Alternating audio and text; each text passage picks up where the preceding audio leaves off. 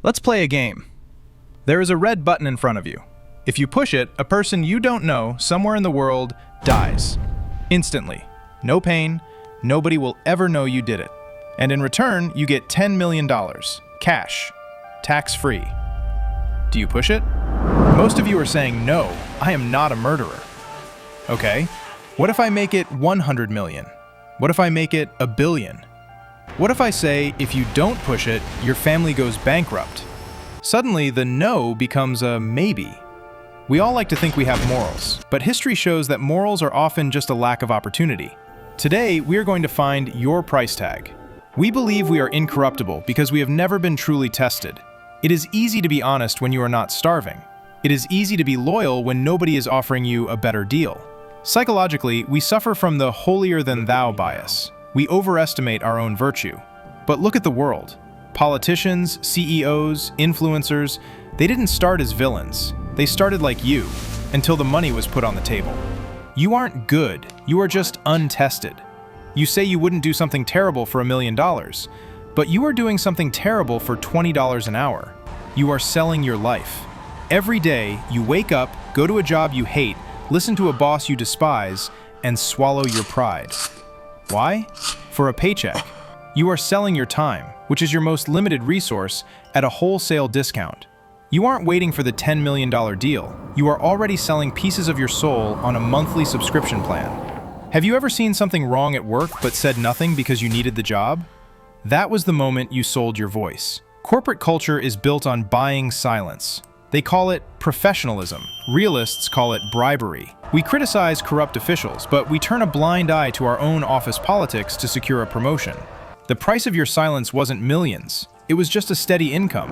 The customer is always right. Translation: I will pay you to let me humiliate you. How many times have you smiled at someone who insulted you? How many times have you apologized when you weren't wrong? We sell our dignity in microtransactions every single day.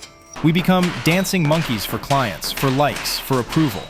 If you think prostitution only happens on street corners, look at LinkedIn. The most dangerous trap isn't poverty, it's comfort. They give you a nice car, a mortgage, a title. These are the golden handcuffs. You want to quit. You want to pursue your passion. You want to speak the truth, but you can't. You have bills to pay. The lifestyle you bought is now owning you. You wouldn't sell your freedom for a cheap price, so they paid a high price, and you took it.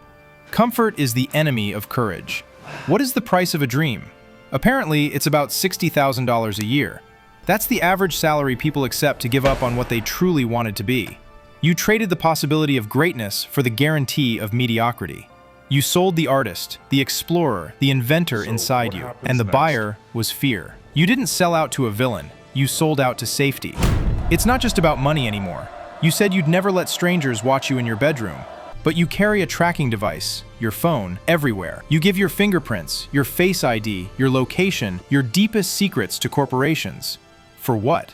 For free apps. For convenience. For dopamine. We sold our privacy for a like button.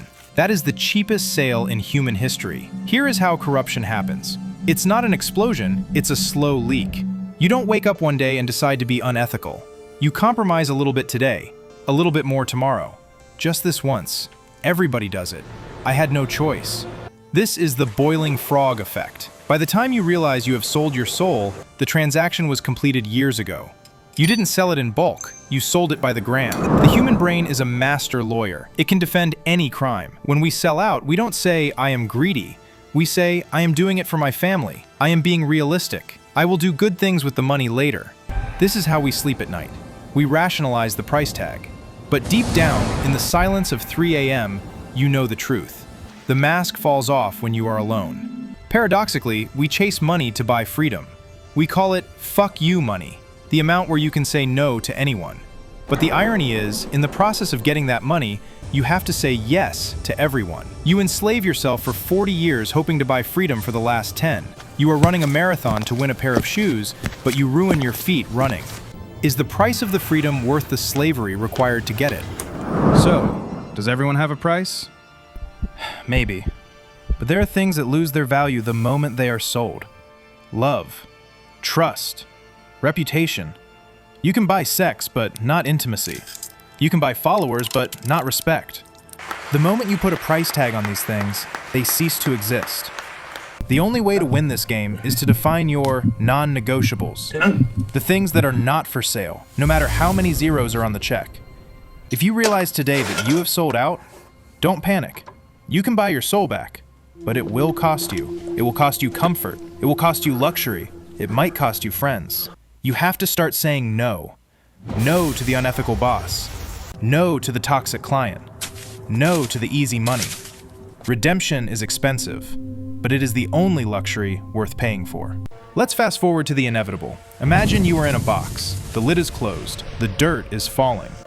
Standing above you are the people you knew. And here is the harsh truth. Not a single person there is talking about your quarterly earnings. Nobody is whispering about your job title. Nobody is impressed by the luxury car parked outside the cemetery.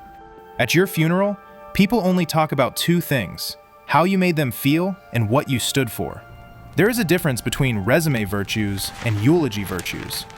Your resume lists your skills, your money, your victories, but your eulogy lists your character. Were you brave?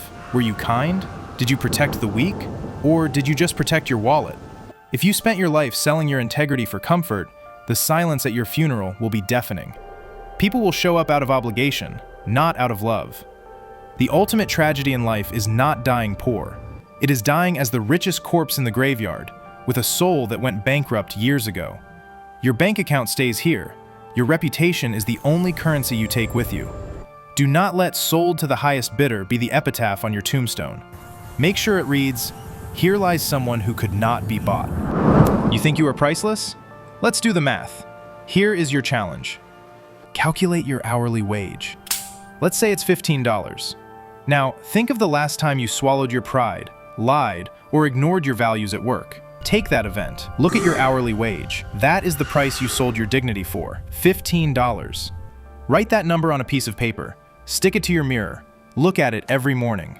Ask yourself, is my soul really this cheap? And next time, raise your price. Or better yet, take yourself off the market. Today, we calculated the price you sold your soul for just to survive in this world. But maybe the problem isn't the price tag. Maybe the problem is that you entered this shop in the first place. Let me give you the topic of the next video: consent. None of you signed a contract to be here. One morning, you were ripped from the void and thrown into this chaotic, painful world. In the next video, we are going to ask the darkest, most taboo question in philosophy. Is this life a gift, or is it a sentence? If you have the courage to face those moments when you said, "I wish I was never born," turn on your notifications. Because in the next video, we will discuss whether your existence was actually a mistake. See you there.